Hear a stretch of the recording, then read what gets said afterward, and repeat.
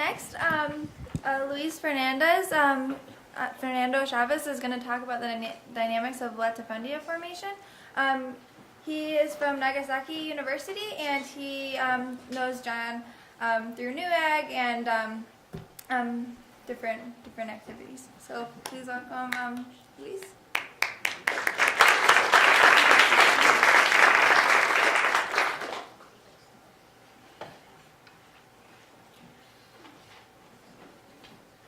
Okay, so first thing I want to clarify is I was not John's student nor Yvette, and I was not related to any of the fincas, though actually I hang out a lot, probably the faculty which I spent a lot of the time here actually were John, Yvette, also Catherine and Jerry, because the four go together. And one of the things I wanted to present this study was that it was heavily influenced by the experience of New Ag, and I enjoy actually a lot, and I said that on my dissertation acknowledgement, and many times I said, like, probably one of the best things of having come to Michigan was actually being able to be a part of New Ag, and because it's an interesting place where you can think what else can you do with your science, where does your science go, and what are the further implications? What is the rest of the world? What are the things we need to move forward? What are the things we need to do next if we want to improve things, at least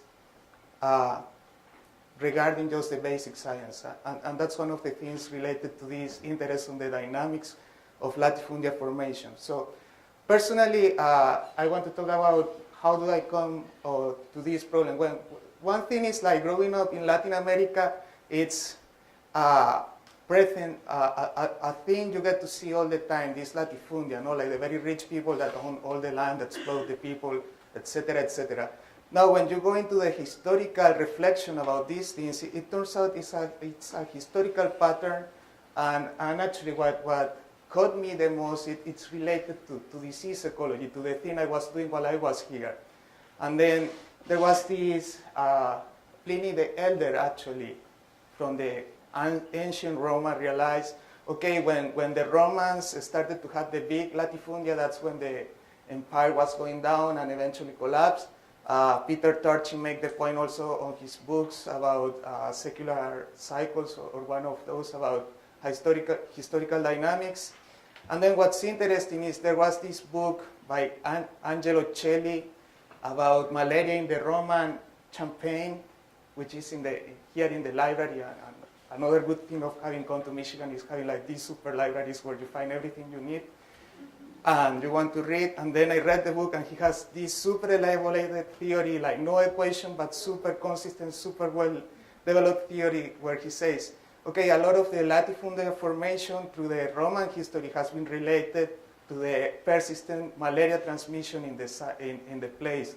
Even though land has been redistributed, at the end you have this latifundia, and it's related to malaria transmission. So going to New Ag, then you get inspired, or you get the motivation to realize, okay, these are questions you really need to pursue seriously as a research question.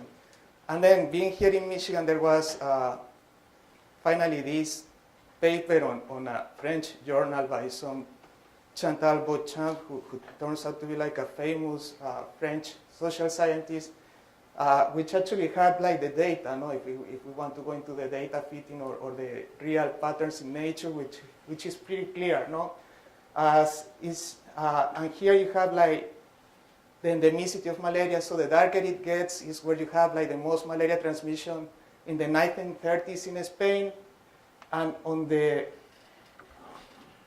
left side, you have the latifundia, where did you have like these patterns of land tenure inequity. And it's pretty obvious, where you have like the most malaria transmission is where you have like these inequities in land tenure, where people accumulated the land. And what was really interesting, and this is a thing I started to think when I was a graduate student, is when I moved to Asia, when I moved to Japan, they also had latifundias on the Far East, which further motivated me, okay, this needs to be studied. Well, the data from the maps can be looked more clearly here. So where you have more malaria transmission, obviously you have this latifundia. So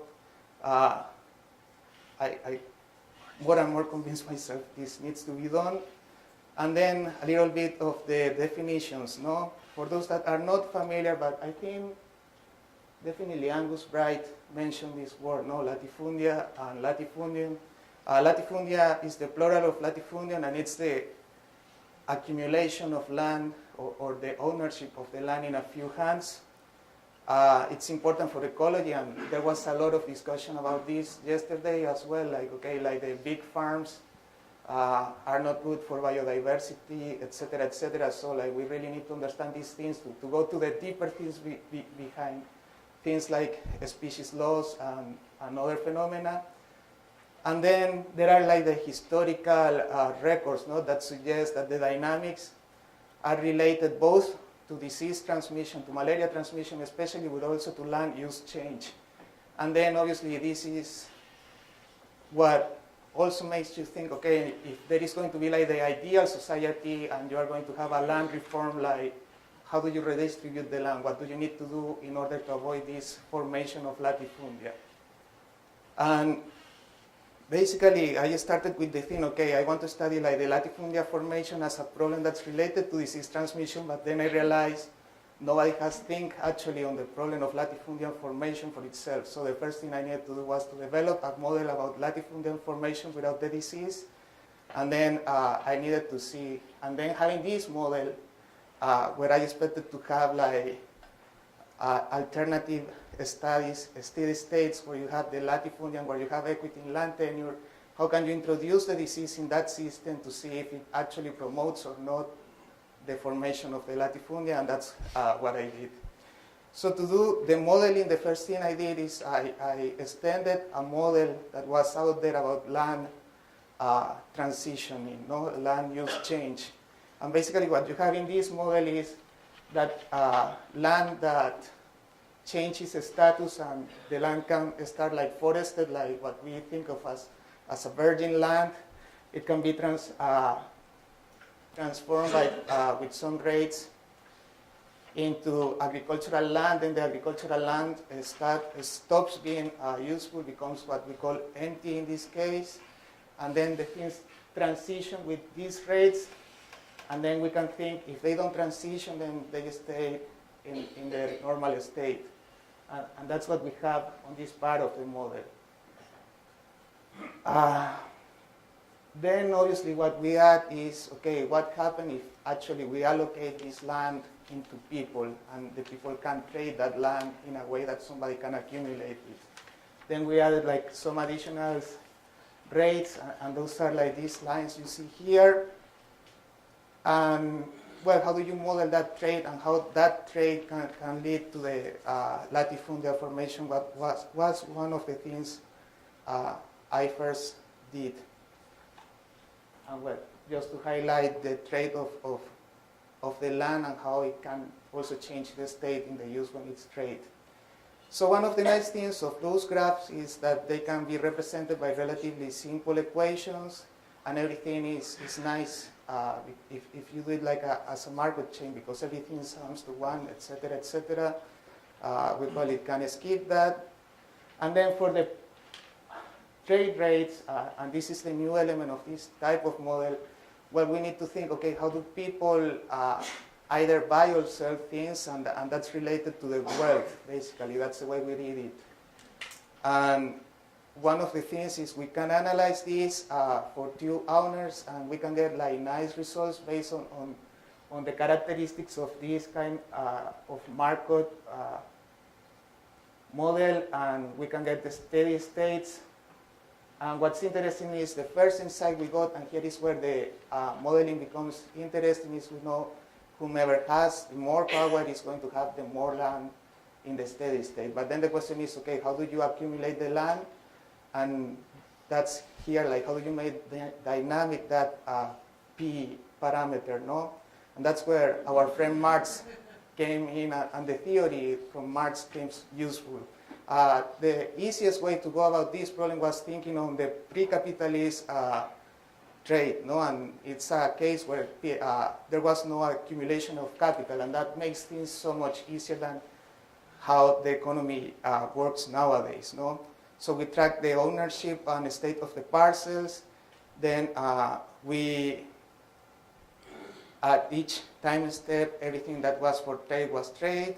And then we have the utilities for the different types of land. And again, the leading principle is this: whomever is richer can buy more land, and whoever is poorer is more easily forced to sell the land. So we developed all the model, we went on, and what we found first thing is from this model we can reach the conclusion if somebody has an advantage to start, that person will, in the case that you have only 2 landowners, he becomes the latifundist. Anyways, we wanted to extend this to see how it's more in reality when you have larger populations. We did that, and then it becomes intractable, so you need to get computationally intensive, and then we did plenty of simulations, and that's what you have here. Basically, you allocate the land on different, with different use among many different people. You run many, many simulations, and then at the end you see what happens. So like if you see you have this steady state of the land use, so how many people are using the things on which way, and you have like the 2 equilibrium, no? Equity and the latifundium, and this is basically what happens. Now, when you have the equity, everybody has the same amount of land. When you have the latifundia, like somebody accumulates everything. So basically, what we found, and here you have like one of the main results, is when the transition rates are the same, and the faster you have these transition rates, the more likely you are to avoid or to have equity in the land use. And that's what we have here. So I will go faster and faster. Then we included the disease dynamics, and this is the other interesting result. So with that previous model, we found like the most ideal conditions for you to have equity. Then we introduced the disease, and we asked the question: can the disease lead to the latifundal formation? Then we studied 2 cases where you have like kind of epidemic dynamics and an R naught of 1, and what happens when the disease is endemic and your R naught is way higher.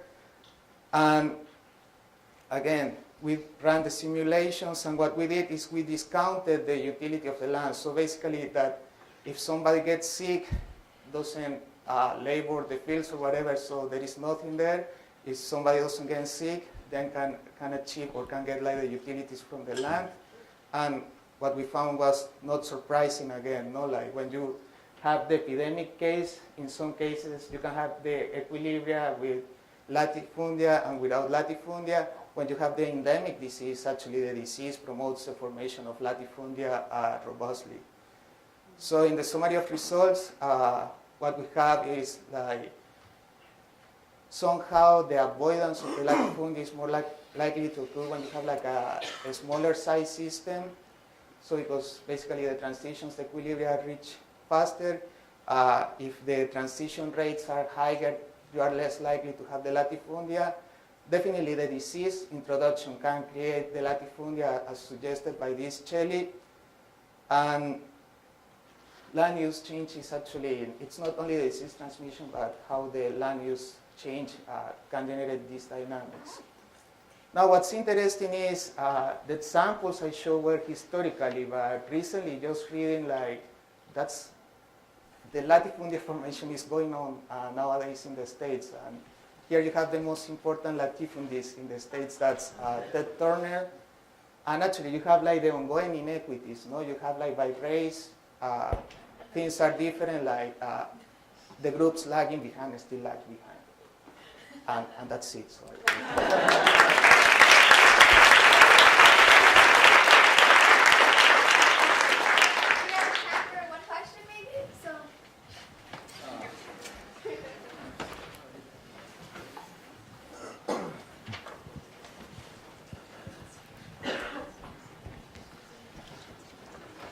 I don't know, I'm not sure about the model, but I have a question in my mind about the cause and effect relationship. Because if I'm understanding what you're saying correctly, it's that if there are people getting sick, they're more likely to lose their land to the latifundist.